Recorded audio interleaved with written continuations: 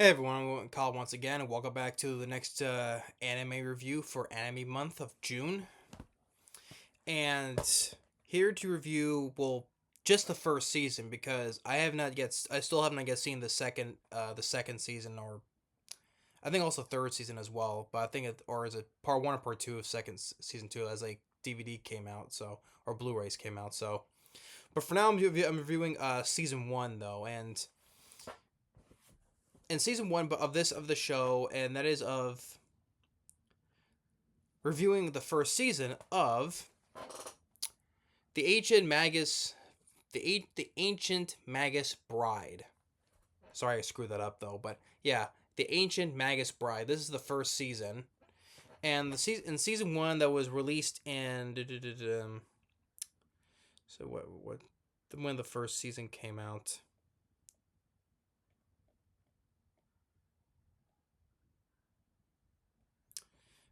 I know. Once again, I should look this stuff up beforehand.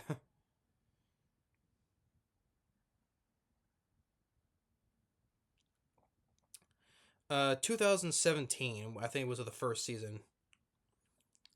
Well, from season one ran from 2017 to 2018. So, but yeah. But overall, yeah. The Ancient Magus Bride, season one. Now, if people don't know this one though, but maybe some people say that it was maybe it's kind of like a boring movie though. But you know what? I beg to differ. From game what I got from the first season of the Ancient Magus Bride, I enjoyed it. Yeah, people make it may is considered boring, slow, just like a lot of talking, explaining, But overall I enjoy the first season. I think it's a really good. I think it's what I got from the first season. It's a really good series. Now I have still I guess seen the following though, but the first season alone was really good. I really like this one. It did get some. It is a good. It has some high ratings. It has a 7.6 on IMDb and it has a 4.8 on Crunchyroll. 4.8 out of 5. So yeah, a lot of people do especially on Crunchyroll and IMDb. People like this series. So and overall, now maybe it's maybe consider it complex though, but I think overall it was fairly simple. So just make sure I don't screw things up. I also took notes once again though. But as simply put, it revolves a story is we have this teenage girl by the name of Chisei. Chisei she's this depressed girl who lost her family, and she's now orphaned, and so pretty much this demonic looking mage by the name of Elias Ainsworth takes her in and basically just giving her a home, basically.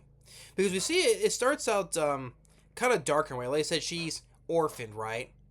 And she's depressed, and she was about to commit suicide by jumping off her school roof, right? But there's this guy that convinces her not, if you're just gonna, basically, hey, if you're gonna throw away your life, basically, hey, why don't you do this, instead, basically sell herself into slavery, basically. Yeah. So that kind of takes like a dark turn from the beginning of this already. So, they take her to England. Is where in London, London, England, where it takes place at, right? Pretty much the whole setting of the film the series takes place in England, and so they bring her to this auction, and that's where the mate of this demonic looking mage, like I said, named Elias Ainsworth, buys her and takes her to his home. Pretty much home. It's like way out there in this field in woods, right? Wide open space, like where there's no other houses around in that area. Well, I'm sure there is a couple of houses though, but it's far spread out though. And the one thing I think I give credit to this series with the series, I think it's a very Not only is really good, but I think the writing is good in this. Whether it could be for just from the manga, though, but I think the writing in this is good. I think the directing is good. I think the atmosphere look of the series I like. So yeah, there's a lot going for this. Like I say, good directing, of the animation, the atmosphere look of the show, and the writing. And so, and not only that, throughout the whole, he helps makes her life better. And the same thing also is kind of say it's like out of nowhere he proposes to her, wants her to become his bride. And also not only top of that though, another reason why he takes her in because he also not only to be his bride but also his apprentice. Because another reason why he takes her in because he sees her with like a high potential of having of magic on her. That's another reason why he takes her in.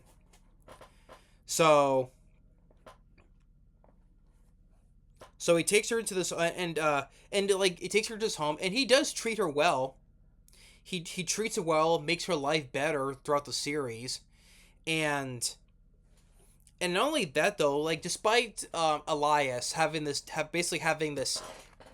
pretty much a demonic, pretty much a cow skull for his face, right? Despite his appearance, he's actually a kind guy, you know. He's kind to her.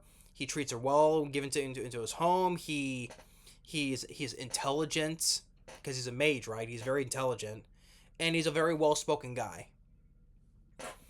And so,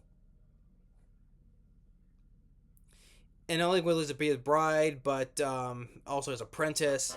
And also, when we were asking about becoming his bride, like she doesn't really overall should say yes or no though. She doesn't really give a straight answer like that though, until the end of the first season, where he basically, in a way, she marries him because at the end of the first season, she gives him the ring. You know, you put it on this finger, right, and she has one for herself. Now, they don't say that we're married though, but it's like we are, you know, we're basically together though.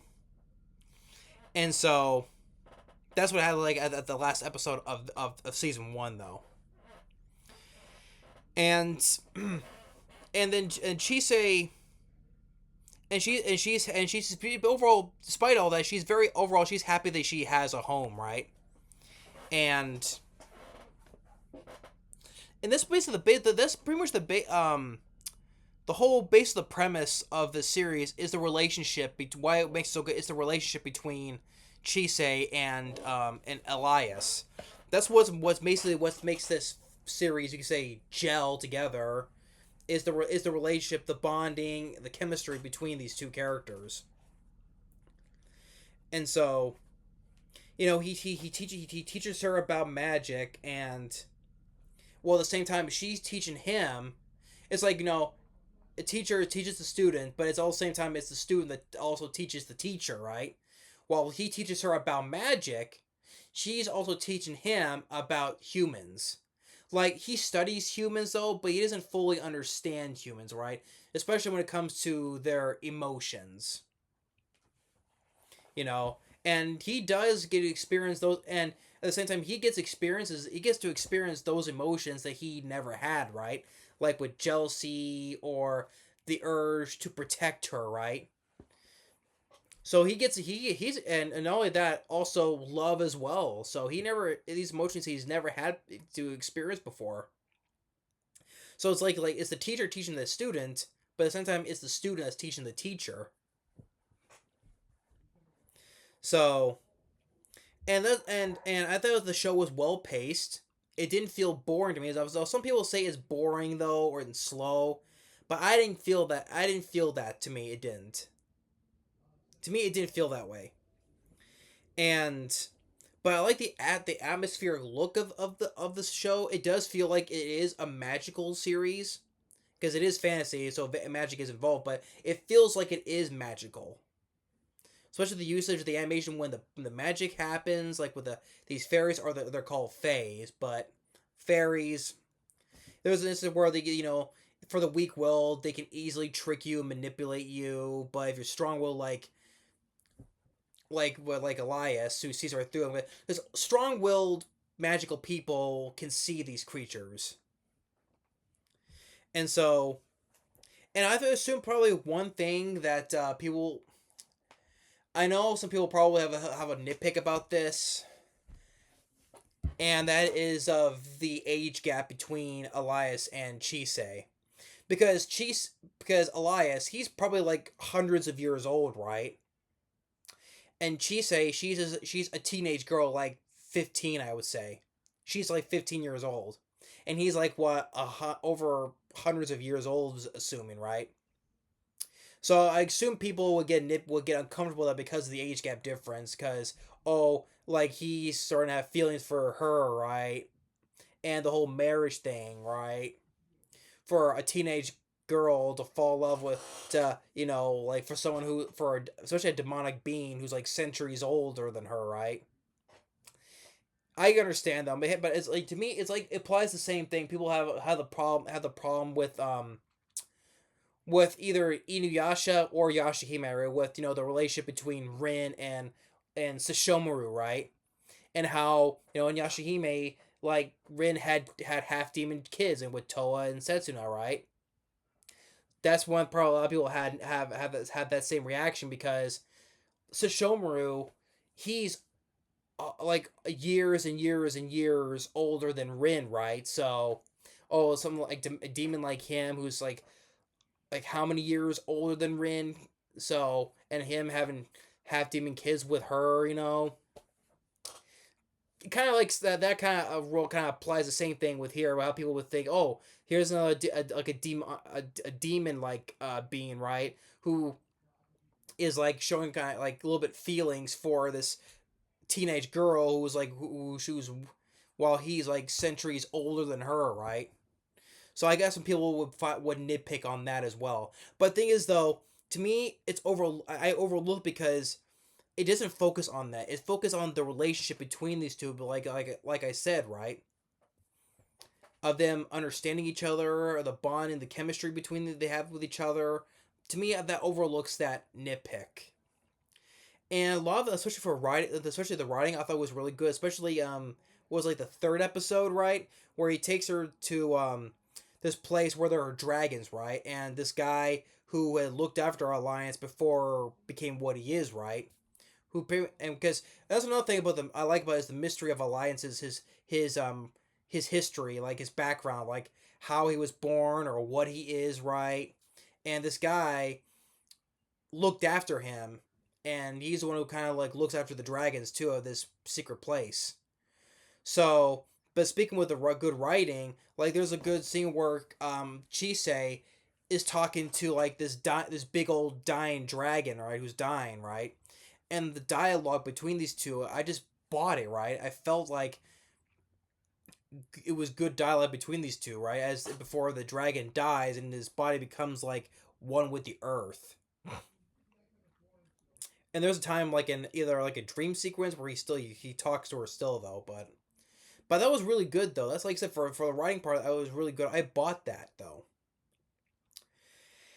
And so, and the whole thing with the dialogue with talking to him, to her, like to Chisei, like how she had a hard life and she has to overcome her depression and putting her past behind her and moving forward. And I also bought these two as a couple, I did, despite the age gap, I bought these two as a couple, I would say. I did. It seemed it's how the way it's how the way they talk to each other, how they bonded together. I bought these two as a couple. And like I said, just like like him feeling all these emotions that he never had before, thanks to Chisei. If it wasn't for her, he would never had these emotions. Like I said, like love, jealousy, even fear. Like fear of losing her, right? Because in an instant where he was afraid of losing her, he transformed into his real demon form. And then when she's all right, he's like, hey, she calms her down, and then let's just casually says, hey, let's just go home, okay? And which he does. It's kind of way in a way you're saying it's like in a way like how in Age of Ultron where how Black Widow calms the Hulk down. I was like, hey, the sun's getting low, but it was a way it's like but it's kind of different, almost kind of different in this though. But and so and also what I thought about the whole world of magic is was unique about it. I thought it was unique about this world of magic. I think it was kind of different from other magical fantasies and magical fantasy animes. I would say, I thought the use of this world of magic was kind of unique about it. And now, one thing I would say though is like the setting of this. Now let's say it takes place in England, right? But the thing is, though, is it an alternate version of England where magic does exist that people know about, or is it the real version of England where people don't believe in magic, or they just can't see the magic only except for the special people, right? Or conspiracy about the whole conspiracy about magic. That's one thing I would say though. Is it the real version of England where it's the magic is just a conspiracy or made up thing, or there's an alternate where people do believe it but they just don't see it though? Only the like magical people that like Chisei, Elias, or some other people that meet along the way do see it. So that's why I think the setting could have explained a little bit more on that to me though. But other than that though, I still said it's still a well done series though, and I will say another positive thing I will say about this series. I would say is that I like the villain in this. I thought this was a good villain. What his name was Cardophilius, or his English given name Joseph. The alternate name he also names himself Joseph. I thought he was a really good villain too, because his whole motivation is like he was cursed with immortality, so he's lived out decades and decades and decades while looking the same, right? And so he wants to stop. Pretty much, he wants to stop being alive. It's causing him so much pain, so he wants to stop it, and he can't die either. He can't die, and so it's a pain for him. It's killing him for him to be alive for so long. So he wanted to stop the pain of it, but the thing is, he can't die either, and that's why he wanted to use Chisei for his experiments. So the guy's backstory is kind of sad, but at the same time, it's sad, not depressing, but sad and in a way a little bit twisted because there's this thing he also did what he did with this guy regarding about cats. He wanted to cure his wife, and things it was also about cats as well. So he's twisted as well, but at the same time, it's sad at the same time for this guy, which made him also a good villain as well. So either Joseph or Cardophilius, I thought he was a really good villain in this as well. So there's other supporting characters as well. There's this wolf who could transform into a human, which I think is voiced by was it who did the voice of the one who voices the wolf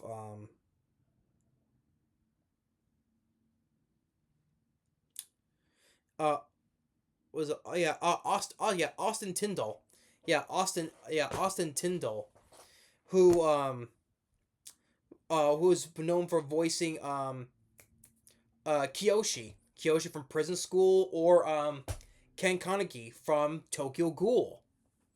Yeah, so he voices Ruth, who can who basically acts as Chisei's guard dog, and some other humans as well. One's like an alchemist, and his apprentice. So overall, yeah, the first season of the Ancient Magus Bride, I thought it was a really good first season. I really enjoyed this.